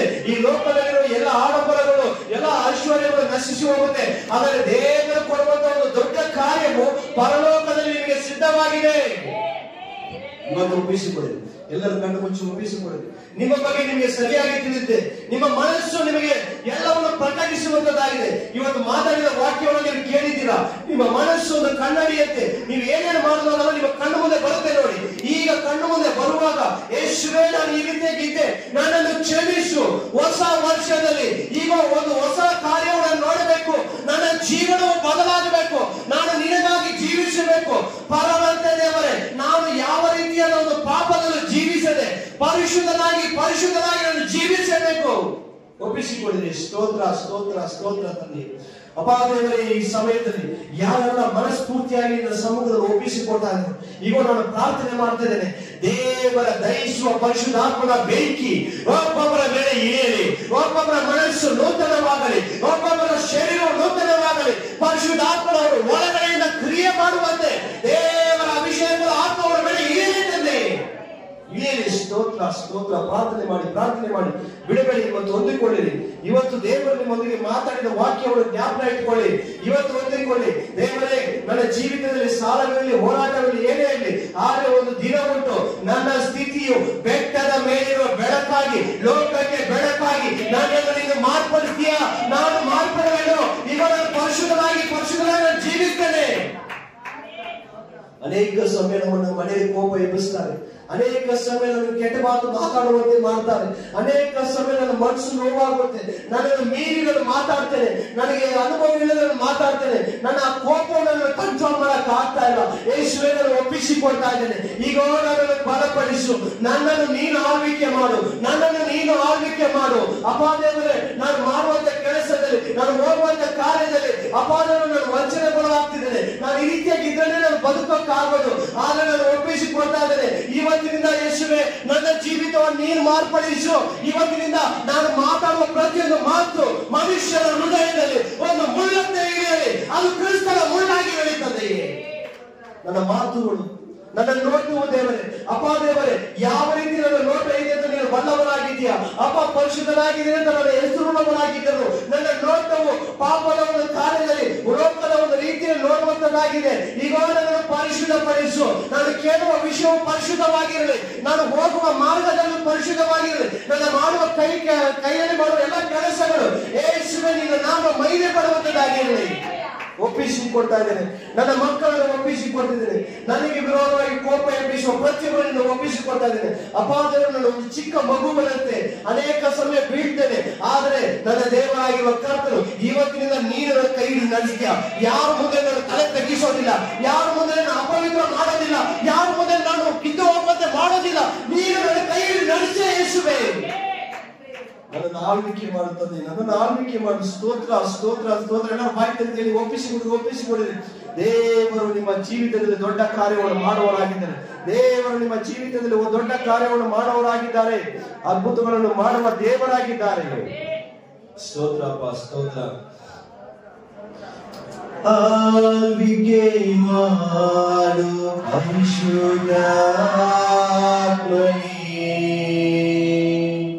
ಬಲಿಯಾಗಿ ತಂದಿರುವೆ ನನ್ನನ್ನು ಈಗಲೇ. ಆಳ್ವಿಕೆ ಮಾಡು ಪರಿಶುದ್ಧಾತ್ಮನೇ, ಬಲಿಯಾಗಿ ತಂದಿರುವೆ ನನ್ನನ್ನು ಈಗಲೇ.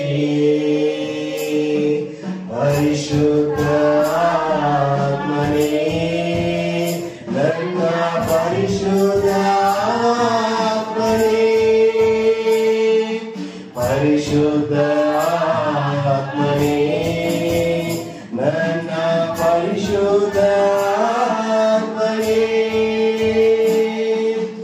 ಆಳ್ವಿಕೆ ಮಾಡು ಪರಿಶುದ್ಧಾತ್ಮನೇ.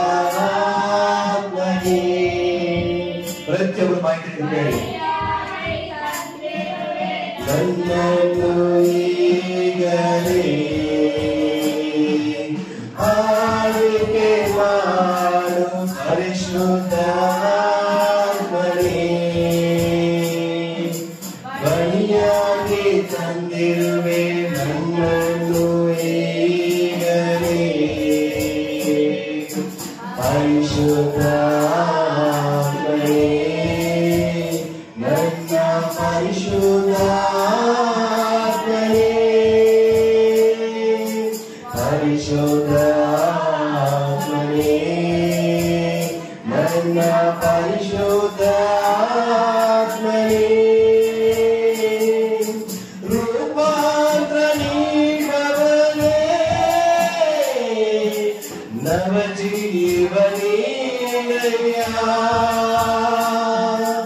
ರೂಪಾಂತರ ನೀಡುವವನೇ, ನವ ಜೀವನೀಯ. ಜೀವನ ರೂಪಿಸು, ಜೀವನ ರೂಪಿಸು, ನಿಂಚಿತರಂತೆ ಉಪಯೋಗಿಸು, ನಿಂಚಿತರಂತೆ ಉಪಯೋಗಿಸು. ಆಳ್ವಿಕೆ ಮಾಡು ಪರಿಶುದ್ಧಾತ್ಮನೇ, ಬಲಿಯಾಗಿ ತಂದಿರುವೆ ನನ್ನನ್ನು ಈಗಲೇ. ಆಳ್ವಿಕೆ ಮಾಡು.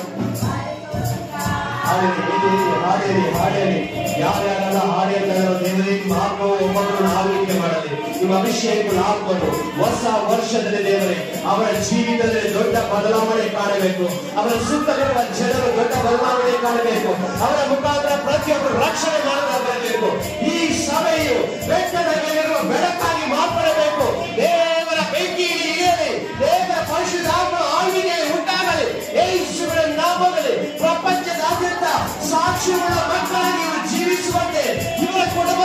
ಸಾಕ್ಷಿಯುಳ್ಳ ಮಕ್ಕಳಾಗಿ ಇವರ ಸಂಬಂಧಿಕರ ಮಧ್ಯದಲ್ಲಿ ಸಾಕ್ಷಿಯುಳ್ಳ ಮಕ್ಕಳಾಗಿ ಜೀವಿಸುವಂತೆ ನಿಮ್ಮ ಅಭಿಷೇಕದ ಆತ್ಮವಿದೆ. ನಿಮ್ಮ ಅಭಿಷೇಕದ ಆತ್ಮ ಇದೆ. ಪರಿಶುದ್ಧ